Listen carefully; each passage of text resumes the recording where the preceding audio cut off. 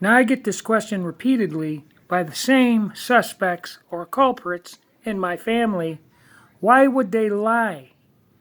What does it matter if the earth is flat or a giant spinning spherical water world space ball? Okay, the problem is that it's not true, and they know it. What they teach violates natural law. Okay, and they use mathematics.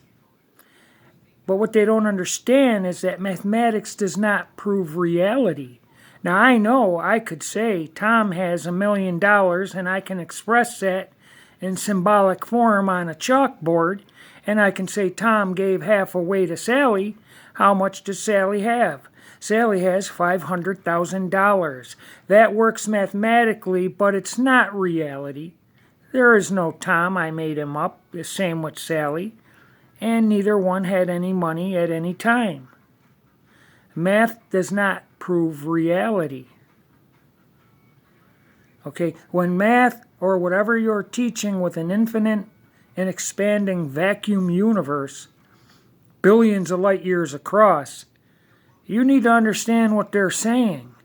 What they're saying is that man and the earth are insignificant, that at no time and no place, nothing from nowhere exploded, which is what they call a singularity.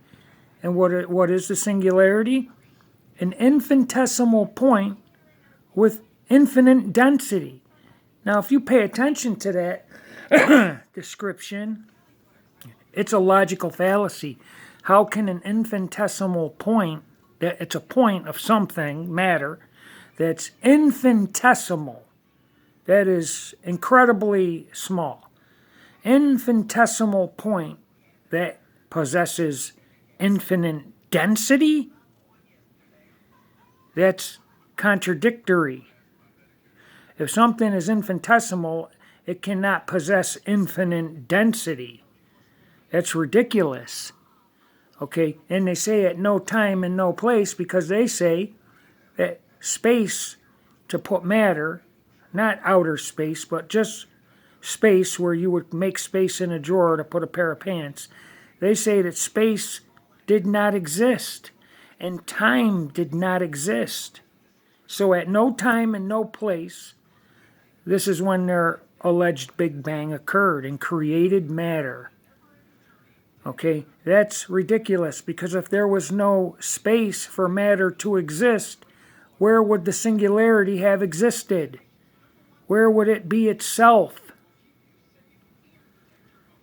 Okay, they used to teach that a previous universe having ran its course and had expanded and expanded, and then it contracted and imploded and collapsed in on itself and imploded into an infinitesimal point. Where would that infinitesimal point exist if all physical space and matter and time just collapsed in on itself? That's ridiculous. So they want to contradict physical observable reality. In the Bible, this might irritate you, but the Bible corresponds with physical observable reality. Okay, all ancient cultures, I'd say 7 out of 10, let's say 70% of ancient cultures, Inca, Maya, Hebrew, Egyptian, all believed that the earth was the center of cosmology, that the earth was stationary, it didn't move, and there was a dome, firmament over the earth that contained what these people call outer space. It contained the sun, the moon, and all the stars. Okay, the Bible tells us that the earth is spread out on pillars with a firm substance over the top of it. And this all corresponds with physical observable reality and physical law. We cannot demonstrate gas pressure without a container. There needs to be walls for the gas to push or press against. Okay, because we know out in the open, gas disperses in all directions. It doesn't just go up or down or sideways. It goes in every direction, equally and simultaneously. Okay, we know this. You cannot have any type of gas pressure unless there's a container. But these people contradict physical law and make up their own nonsense, theoretical physics. You have real physics and then you have theoretical physics. And their model is entirely based on theoretical physics. Okay? Gravity. Gravity is their God, Newton its prophet, and NASA its disciples. It is a religion that you must have faith in. It contradicts the Bible, a creator. What would you do if you honestly found out that the sky you're looking up at is all there is? That the sky does not exceed the ground of the earth. There must be ground underneath that sky. It does not go on forever in all directions. We look up at the night sky and see the same stars. Now they'll find a cluster of stars and call it a galaxy. You can call it whatever you want. Okay, but all the stars that we know of in the night sky are always over the earth. Okay, and in January they rise in the east and set in the west. And each night a different set of stars will rise in the east per whatever season it is. Like I know in the wintertime, I know right where the Big Dipper is per that month. And every year, at the beginning of every year, the stars will reset and circuit the sky per January, February, March, pertaining to where they rise, what group of stars rise in January, and what rises in February. You see what I'm saying? And every year they do the same thing. The same stars rise every June. The same set of stars. And then at the end of the year, they reset. It is the sky that's moving, not us. The earth is the ground of all physical reality. The sky is like the ceiling. Okay? And the ceiling is not going on forever. It's ridiculous. They want you to believe there's no creator and that man and earth are insignificant, of no consequence, that at no time and no place nothing from nowhere exploded and put all this into effect. A perfect ecosystem, an earth that gives us all the food we need, the warmth, the air, the wood to build houses, the metals to do what we want. This earth is perfectly tailored for life. Earth is the only place where physical life exists. Everything in the sky, they're just lights. Zoom in on them. They don't look nothing like the artist's renderings of Mars, Saturn. They're false pagan gods. They're pulsating, flashing orbs of light. They're not solid. You can't land on them. And it's totally ridiculous. We can triangulate the sun per crepuscular rays. You cannot have that. You could never do that. Sun rays could never cut through the clouds and achieve crepuscular rays if the sun was 90 million miles away. Okay? They would all come in parallel. But sunlight diverges. And we can triangulate the sun to be right over the earth. Some people say 3,000 miles, but you'll never hear me say that because I've never verified that myself. I don't know how far the sun is. I don't know what the sun is made of. I don't know how the sun circuits the sky in straight lines or circles. The sun we see is what they call the apparent sun. Okay, the sun and the moon are anomalies. They're bodies of light. And two people can be looking at sunlight on the water, and each person, per their perspective, will see their own column of light on that water. Okay? The sun is circuiting over the earth. Okay, and they say, well, it can't go in circles. The sun has different speeds. And SunCalc can show you that.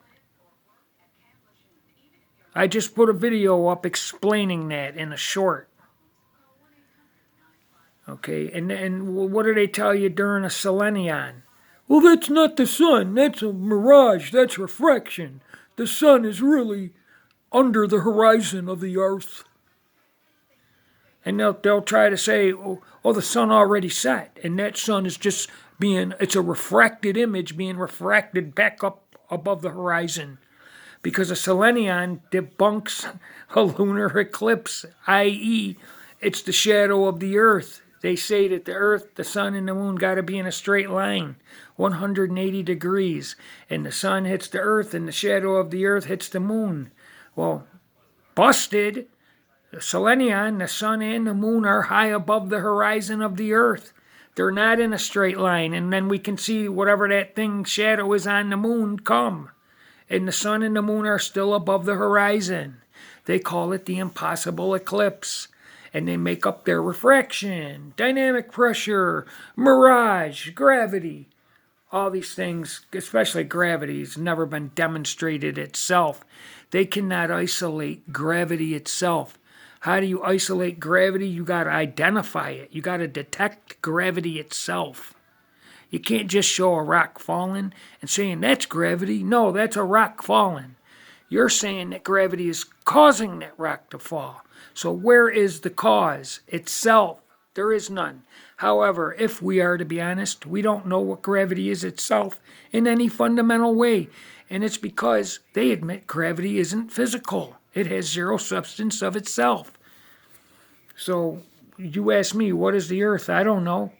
But it's spread out like the floor. There's mountains on it. There's valleys, elevation changes. But it's all on a level foundation that doesn't move. Any engineer knows that the whole entirety of New York City, the cityscape, all of it is built on a level foundation. Has to be level. Okay, we are not standing sideways and upside down on a giant spinning ball. If we were, gravity would be directly detected itself. Harnessed, isolated and harnessed. Just like we have with electricity and magnetism. Current of electricity is physical and field of magnetism is physical. We've harnessed them. Everything they teach is lies that the earth covered in gas, oxygen, water vapor clouds, jet stream, all that's going on while the earth in its entirety is surrounded by and within an infinite and expanding vacuum universe. When anybody, even I would say a sixth grader, would know that gas and oxygen fill the available volume of a vacuum. Okay? They cannot exist side by side or in any proximity to one another. It is entropic law. These are physical laws that we can demonstrate, but they contradict it. And they say, oh, well, it's because of gravity pulls the gas down. When we know gas rises, helium rises, hot air rises. They rise because they're lighter than air. If the matter is lighter than its medium, it will rise. And it's called buoyancy. Oh, well, buoyancy wouldn't work if the G wasn't in it. Well, they put a G. They could put a P and a T. It doesn't matter. Matter displaces water. If you put a piece of wood in the right shape on water, that wood will displace the water and it'll float. You understand me? The model they teach is incorrect. I don't know what the earth is. I do know it's spread out. If you get in a plane and fly across the floor or the earth, the horizon is always level. Okay?